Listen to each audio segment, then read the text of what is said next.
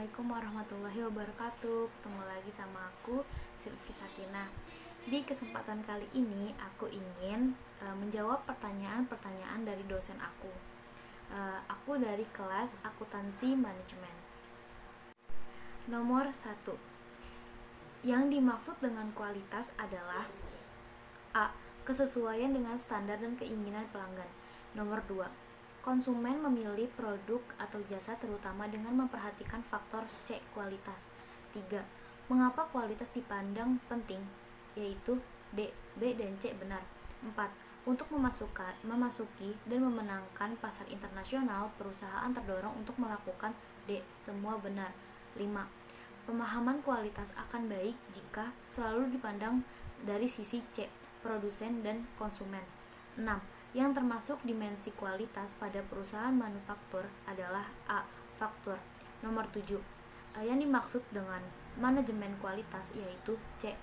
Perencanaan, pengorganisasian, kepemimpinan, pengendalian kegiatan untuk mencapai kualitas. 8. Peran manajemen kualitas meliputi A. Interpersonal, informatif, pengambilan keputusan.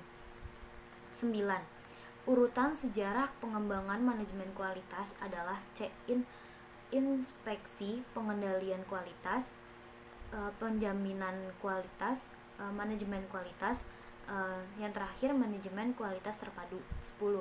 Pada masa pengendalian kualitas, Departemen Pengendalian Kualitas akan nampak B. Sebagai badan yang independen dari perusahaan. 11. Terdiri dari kelompok apa saja biaya kualitas itu? Jawabannya B. Biaya pencegahan dan biaya karena produk cacat. 12. Yang termasuk biaya pencegahan yaitu A. Biaya perancangan produksi. 13. Biaya penilaian produk meliputi biaya C. Peralatan pengujian. 14. Yang dimaksud biaya kegagalan internal dan eksternal adalah biaya karena D. Semua benar. 15. Biaya kegagalan internal yaitu C. Biaya pembuangan produk. 16. Yang dimaksud dengan TQM adalah C. Filosofi. 17. Yang dimaksud dengan filosofi zero defect yaitu D, A, dan C benar. 18.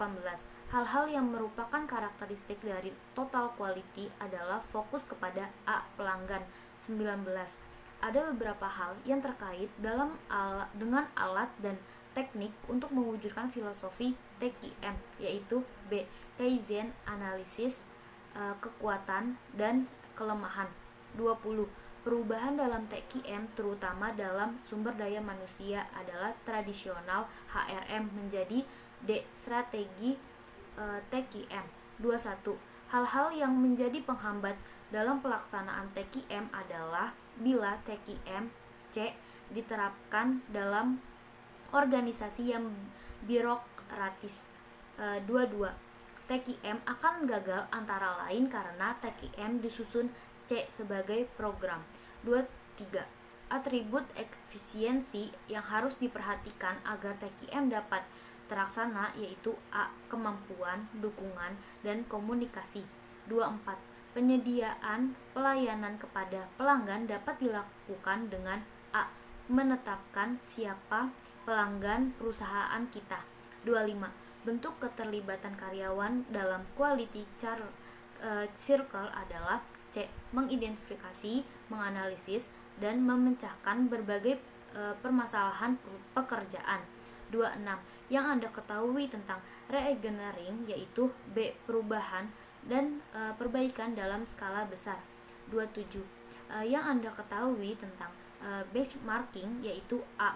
Mengadakan perbaikan dengan patokan bisnis organisasi lain yang terbaik di kelasnya. 28. Keterkaitan re-engineering dan benchmarking dalam TQM adalah A. Re-engineering dan benchmarking untuk menerapkan TQM. 29.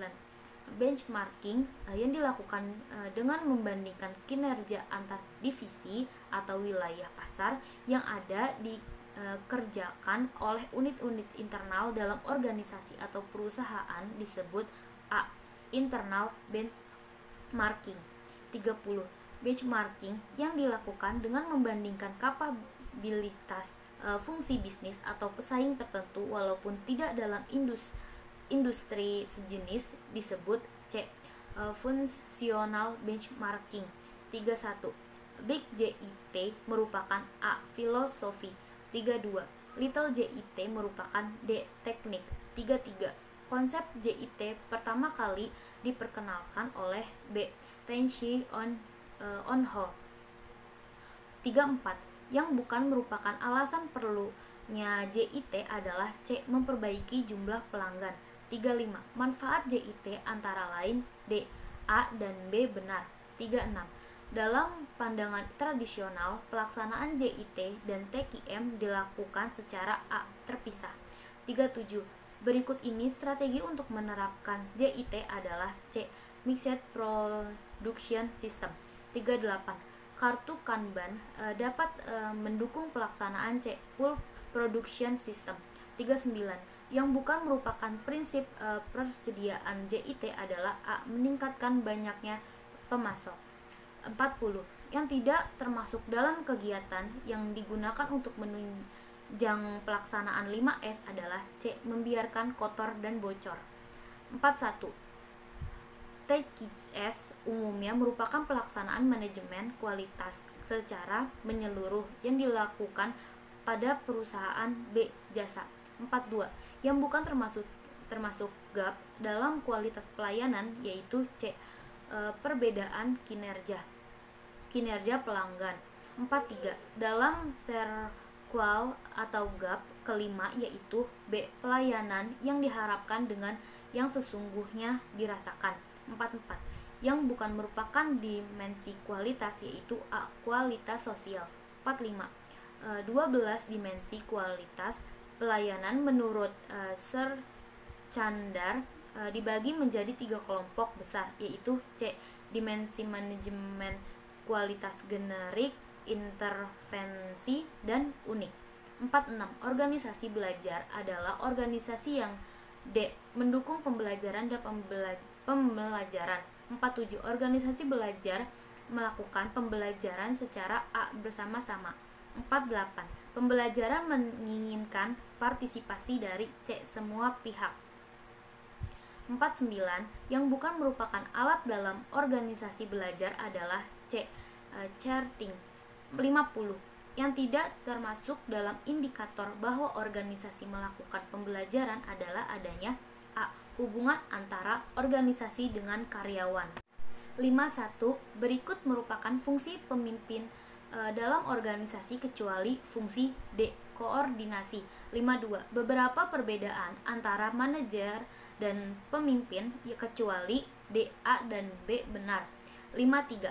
Yang bukan ciri penting dari kepemimpinan yang efektif adalah kemampuan A. Mempengaruhi orang lain. 54. Berikut variabel-variabel yang terdapat dalam metamodal kepemimpinan kualitas kecuali variabel C. Perilaku manajerial. 55. Berikut ini yang bukan peran dari pimpinan puncak adalah D. Melakukan audit kualitas. 56. Konsep hierarki kebutuhan individu dikemukakan oleh A. Maslow. 57. Pemimpin yang berusaha memotivasi pengikutnya melalui pemberian imbalan atas apa yang mereka lakukan merupakan pemimpin dengan tipe kepemimpinan adalah B. Transaksional. 58. Berikut perilaku yang ditunjukkan oleh kepemimpinan transformasional kecuali C. Elegan. 59. Yang bukan termasuk hal yang latar belakangi terbentuknya kelompok, khususnya kelompok informal adalah D. Kekeluargaan.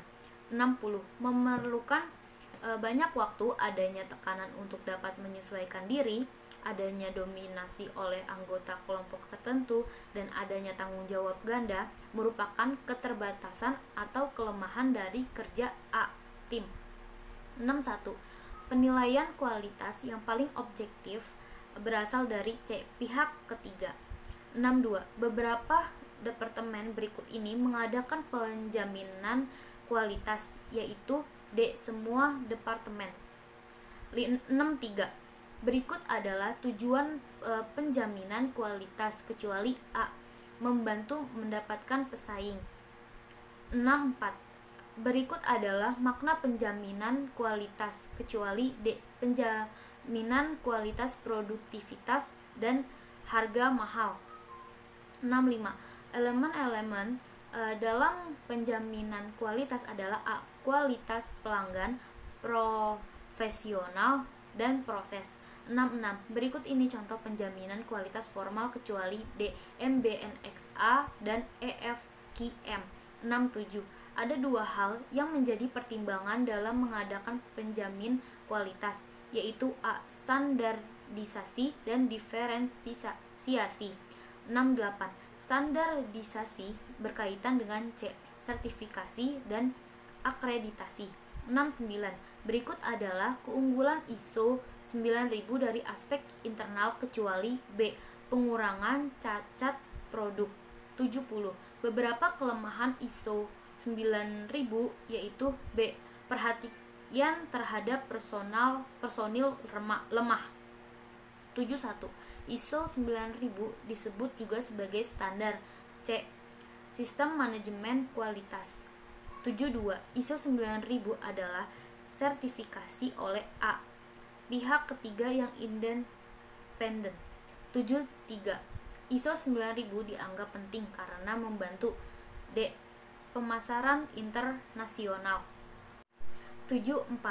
Yang merupakan standar manajemen kualitas dan penjamin kualitas yang merupakan pemandu untuk pemilihan dan penggunaan standar adalah A. ISO 9000. 75. Berikut adalah salah satu elemen ISO 9000 kecuali B. Pengendalian perancangan. 76. Faktor pendorong penerapan ISO 9000 antara lain D. Semua benar. 77. Untuk pertumbuhan dan perkembangan perusahaan ISO 9000 bermanfaat untuk A. Meningkatkan kepercayaan pelanggan. 78. Faktor terpenting dalam keberhasilan pelaksanaan ISO 9000 adalah B. Dukungan dan komitmen pemimpin. 79. Manfaat tertinggi yang dapat dicapai antara lain A. Memperbaiki sistem kualitas yang ada. 80. ISO 9000 direvisi tahun 2000 dengan beberapa revisi antara lain D, B, dan C benar. 81. TQM menggunakan 3 teknik utama yaitu B. Hosting, Planning, QFD, Daily Control. 82. Berikut ini adalah teknik pengendalian kualitas dengan kuantitatif kecuali B. Flowchart, brainstorming. 83. Cause and Effect diagram merupakan alat pengendalian kualitas untuk A. Menemukan penyebab masalah. 84. Berikut ini adalah teknik pengendalian kualitas dengan data kualitatif kecuali C. Cause and Effect diagram dan check sheet. 85. Diagram Pareto bermanfaat untuk mengetahui C. Penyebab utama kesalahan. 86. Yang melatar belakangi penggunaan QFD antara lain kebijakan A. Pemasaran yang efektif yang berfokus pada pelanggan. 87. Manfaat utama penggunaan QFD yaitu B. Mengurangi biaya dan waktu produksi dan meningkatkan pendapatan. 88. Berikut yang merupakan hambatan pengelolaan QFD kecuali D. Risiko dapat diketahui dengan baik. 89. Berikut ini adalah manfaat QFD selain untuk membantu penerapan TQM kecuali D. Pengurangan biaya kesalahan produk dan meningkatkan permintaan. 90. Dukungan organisasi untuk pelaksanaan QFD yaitu D. Semua benar. 91. Audit kualitas merupakan alat manajemen yang digunakan untuk B. Evaluasi, verifikasi, dan konfirmasi kegiatan kualitas. 92. Berikut termasuk jenis audit kualitas kecuali A. TQM audit. 93. Berikut tahapan proses audit kecuali D. Penutupan perusahaan. 94. Berikut adalah isi audit planning kecuali C. Jadwal proses produksi. 95. Pada tahap follow up ada tujuan yang akan dicapai, yaitu menjamin D. Diterapkannya tindakan korektif. 96. Audit yang dilaksanakan atas nama organisasi audit disebut audit B internal. 97. Penggunaan metode yang rasional dalam menyimpulkan hasil audit merupakan prinsip audit A. Pendekatan berdasarkan bukti. 98. Tujuan audit ditentukan oleh B. Hasil rapat tim. 99. Yang tidak termasuk tim audit adalah A. Pemandu. 100. Dalam menjamin hasil audit yang efektif, audit harus dilaksanakan berdasarkan B. Prinsip audit. Nah, gitu aja video dari aku. Kurang lebihnya mohon maaf. Jangan lupa like. Bye bye. Thanks for watching.